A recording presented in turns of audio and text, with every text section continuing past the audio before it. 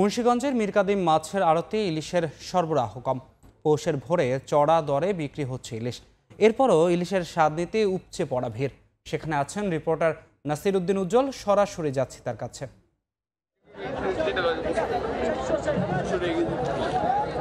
কনকনে শীত আর কুয়াশা উপেক্ষা করে ধলেশ্বরী তীরের শতাব্দী প্রাচীন এই মীরকাদিমের হাটে কিন্তু লোকের লোকারণ্য এবং এখানে চড়া দামে আগুন দামে বিক্রি হচ্ছে ইলিশ।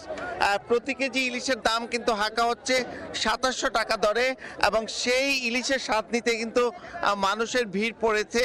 এবং এখানকার যে 45টি আড়ত আছে এই 45 আড়ত ঘিরে কিন্তু বেচা কিনার ধুম এবং 2 থেকে 3 ঘন্টায় কোটি টাকার মাছ কিন্তু এখানে বিক্রি হয় এবং 15টি জেলা থেকে মাছ আসে এখানে।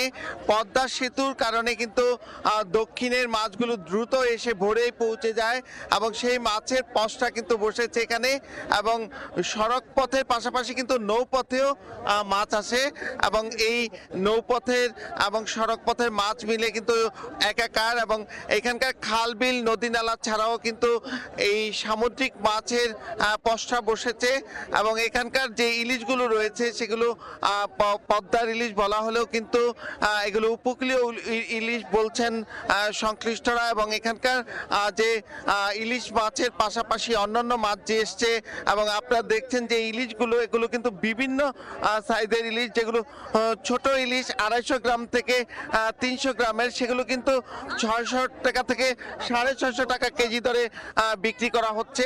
এছাড়াও কিন্তু অন্যান্য যেসব মাছ এখানে বিক্রি হচ্ছে সেগুলোর মধ্যে কিন্তু অনেক ধরনের দেশি মাছ রয়েছে এবং সেই মাছগুলো লাফালাফি দেখে কিন্তু ক্রেতারা নানাভাবে আকৃষ্ট হচ্ছেন।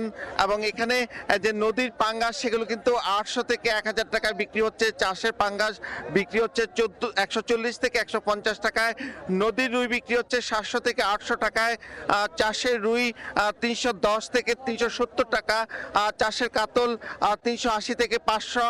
নদীর কাতল 700 থেকে 1000। কার্পু বিক্রি হচ্ছে 150 থেকে 350 টাকা। গলদা চিংড়ি 600 থেকে 1400 টাকা। এবং এই যে মাছগুলো বিক্রি হচ্ছে সেখানে কিন্তু যে শিং মাছ সেগুলোতে যে কাপড়ের যেগুলো মানব দেহের জন্য ক্ষতিকারক সেই কিন্তু রং মিশানো হচ্ছে সেই শিং মাছের মধ্যে। আর এখানকার যে চিংড়ি রয়েছে চিংড়ির মধ্যে জেলি মিশানোর অভিযোগ রয়েছে, কিন্তু এখানে যারা দায়িত্বশীল রয়েছেন তারা কিন্তু এই বিষয়গুলো নিয়ে কোনো কর্ণপাত করছে না বলে মানুষ এইসব বিষ কিনে নিয়ে যাচ্ছে। আর এখানকার যে এই আড়তগুলো রয়েছে সেই আড়তগুলো ঘিরে যে অন্তত 2 থেকে 3 হাজার মানুষের রুটি রুজি এবং খোলা আকাশের নিচে কিন্তু এই হাটটি বসে বছরের পর বছর ধরে। আর এই যে নৌপথ সড়কপথ ঘিরে যেই এখানকার বাণিজ্য কেন্দ্র সেখানকার অবস্থা নিয়েও কিন্তু নানা রকম চ্যালেঞ্জ রয়েছে। তো এই ছিল আমার কাছে মুন্সিগঞ্জের মীরকাদিম হাটের সবশেষ। সরাসরি যুক্ত ছিলাম মুন্সিগঞ্জ থেকে।